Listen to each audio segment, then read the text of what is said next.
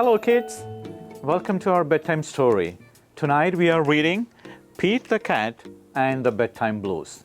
Come on in, let's go and read. Pete and the gang had a great day. They'd been at the beach, surf and sun, and tons of fun. But when the sun went down, they didn't want the fun to end. Pete had an idea.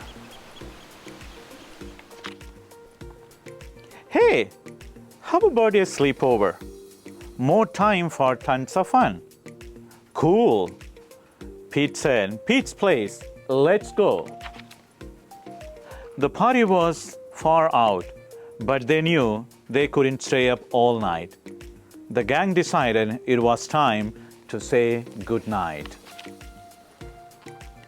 On went the pajamas and out went the light. Good night, Gus. Good night, alligator. Good night, Toad. Good night, Pete. Pete was just about to catch some Z's when clap, clap, clap. Who did that? Pete asked. It was me, said Grumpy Toad. I don't want to go to bed. I want to clap instead. Pete covered his head. This cool cat needs to go to bed. Good night, Gus. Good night, alligator. Good night, Toad. Good night, Pete. Time to sleep. Pete tried again to catch some Z's when rat-a-tat-tat. Who did that? Pete asked. It was me, said Gus the platypus. I don't want to go to bed. I want to jam instead. Pete covered his head.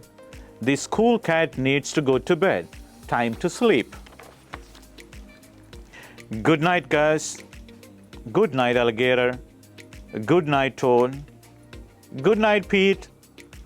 Pete closed his eyes to catch some Z's when he heard munch, munch, munch. Pete had a hunch. It was alligator. He was always up for eating. What could Pete do? All the clapping, rat-a-tat-tatting, and munching was giving him the bedtime blues. Pete had a cool idea. He got out his favorite bedtime story and started to read, first to himself and then to the gang. Pete noticed it was finally quiet. No more clapping, no more rat-a-tat-tatting, and no more munching. They all settled down. No one made a sound. Pete yawned and turned off the light. Good night.